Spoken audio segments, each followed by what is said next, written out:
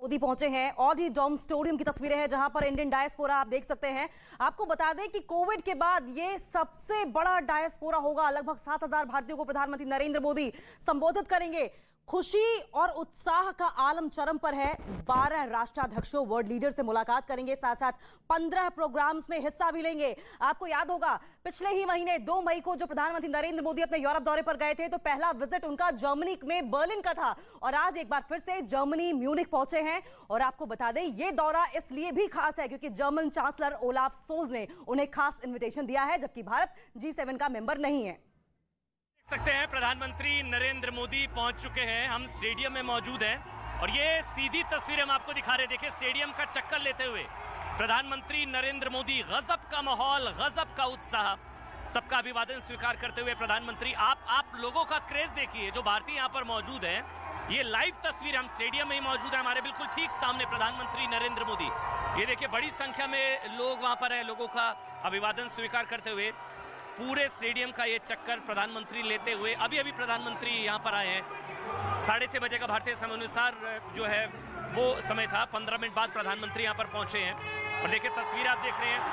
भारत माता की जय, वंदे मातरम, तिरंगे के साथ पूरा ये स्टेडियम गूंजता हुआ। प्रधानमंत्री नरेंद्र मोदी का जोरदार इलेक्ट्रीफाइंग माहौल यहाँ पर आप देखिए।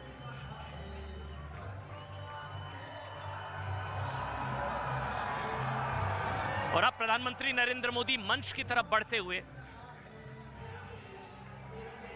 प्रधानमंत्री नरेंद्र मोदी देखिए मंच की तरफ बढ़ते हुए। अब ये मंच जो है वो रिवॉल्विंग स्टेज है, ये स्टेज जो है वो रिवॉल्विंग होगा। ये देखिए प्रधानमंत्री नरेंद्र मोदी मंच पर पहुंचे हैं और एक बार फिर ऊपर खड़े होकर फिर लोगों का अभिवादन स्वीकार करते हुए प्रधानमंत्री नरेंद्र मोदी, क्योंकि वो समझ रहे हैं पूरा यूरोप यहाँ पर, पूरे यूरोप के जितने भारतीय हैं। अब राष्ट्रगान के साथ संभवतः शुरुआत किया जाएगा। राष्ट्रगान। Ladies and gentlemen, please be upstanding for the Indian national anthem.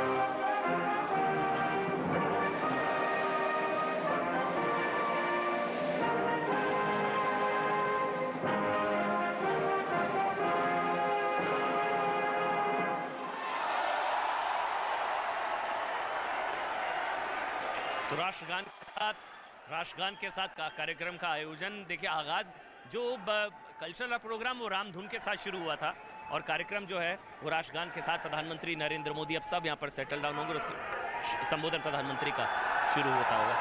ये रिवॉल्विंग स्टेज है, वैसे आपको बता दें रिवॉल्विंग क्योंकि 360 डिग्री पर ऑडियंस है, जितने भी लोग हैं तो रिवॉल्विंग स्टेज रहेगा।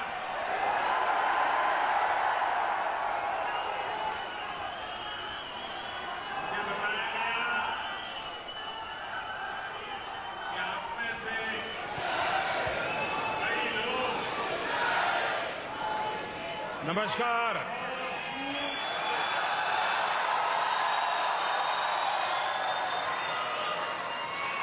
कैसे हैं आप सब?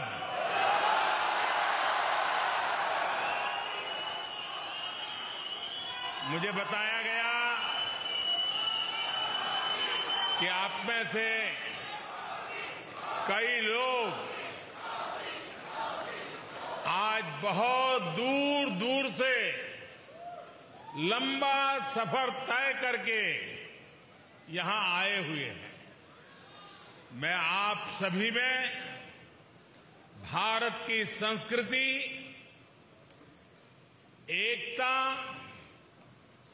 और बंधुत्व के भाव का दर्शन कर रहा हूं।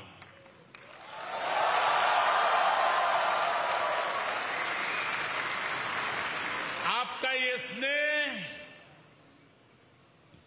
मैं कभी भूल नहीं सकूंगा।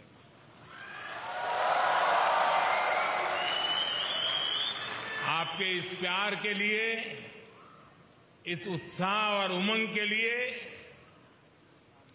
मुझे पूरा विश्वास है जो लोग हिंदुस्तान में इन खबरों को देखते होंगे उनका भी सीना गर्व से भर गया होगा।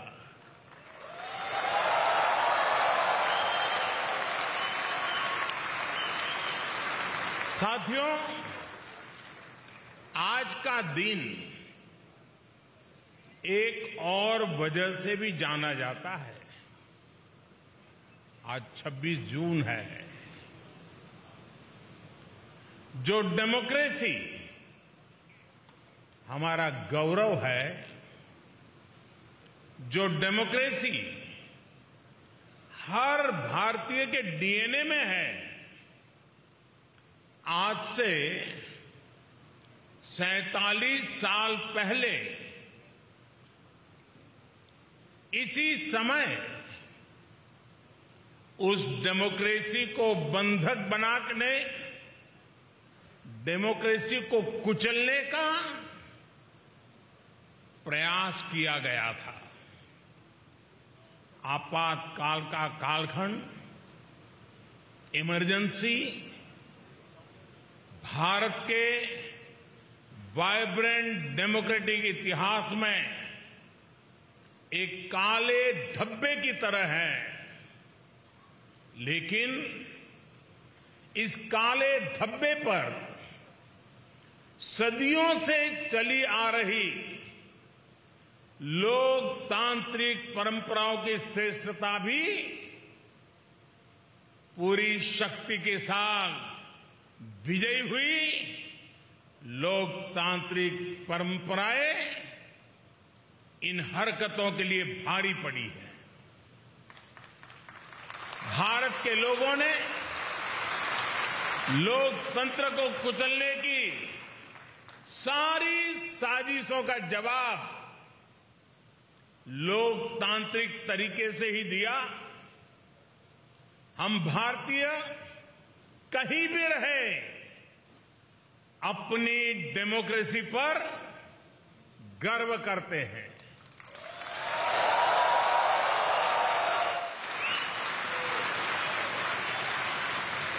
और हिंदुस्तानी गर्व से कह सकता है कि भारत मदर ऑफ डेमोक्रेसी है।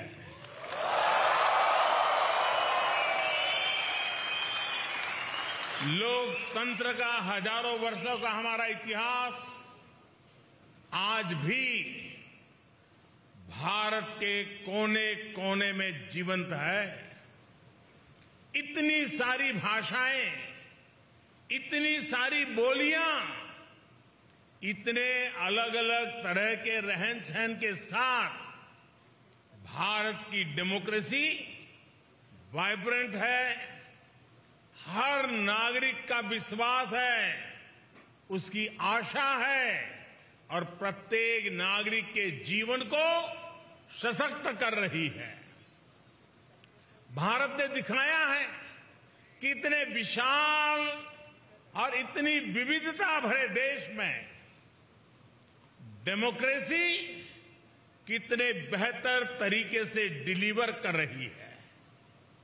जिस तरह करोड़ों भारतीयों ने मिलकर बड़े बड़े लक्ष्य हासिल किए हैं, वो अभूतपूर्व है।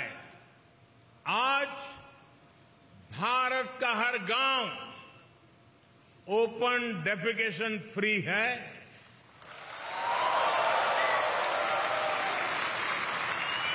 आज भारत के हर गांव तक बिजली पहुंच चुकी है।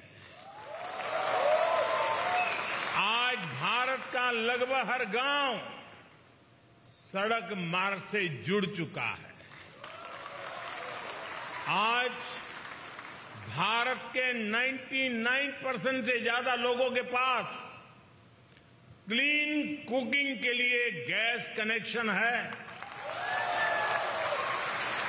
आज भारत का हर परिवार बैंकिंग व्यवस्था से जुड़ा हुआ है।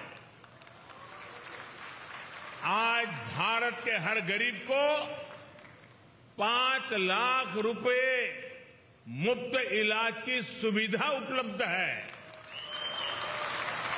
कोरोना के इस समय में भारत पिछले 2 साल से 80 करोड़ गरीबों को मुफ्त अनाज सुनिश्चित कर रहा है।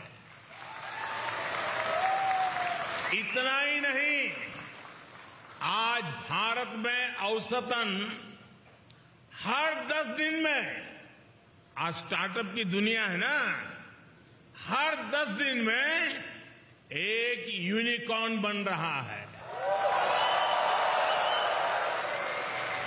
आज भारत में हर महीने एवरेज औसतन 5,000 पेटेंट फाइल होते हैं। आज भारत हर महीने एवरेज औसतन 500 से अधिक आधुनिक रेलवे कोच बना रहा है।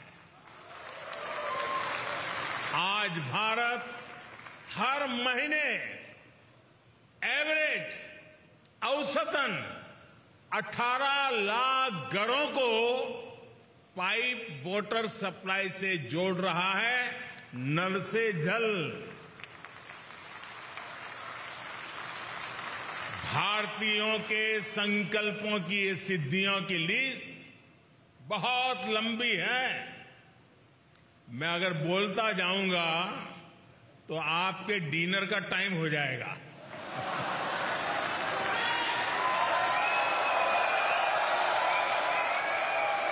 साथियों, कोई देश जब समय पर सही फैसले लेकर सही नीयत से सभी का साथ लेकर चलता है तो उसका तेजी से विकास होना निश्चित है। आप सभी इस बात से परिचित हैं कि पिछली शताब्दी में तीसरी औद्योगिक क्रांति का जर्मनी और अन्य देशों ने कितना लाभ उठाया। भारत उस समय गुलाम था और इसलिए वह इस दौड़ में भी बहुत पीछे रह गया। लेकिन आज 21वीं सदी का भारत चौथी औद्योगिक क्रांति में इंडस्ट्री 4.0 में पीछे रहने वालों में नहीं बल्कि इस औद्योगिक क्रांति का नेतृत्व करने वालों में से एक है। इंफॉर्मेशन टेक्नोलॉजी में, डिजिटल टेक्नोलॉजी में भारत अपना परचम लहरा रहा है। दुनिया में हो रहे रियल टाइम डिजिटल पेमेंट्स में से 40% ट्रांजैक्शन भारत में हो रहे हैं। आज भारत डेटा कंजम्पशन में नए रिकॉर्ड बना रहा है। भारत उन देशों में है जहां डेटा सबसे सस्ता है।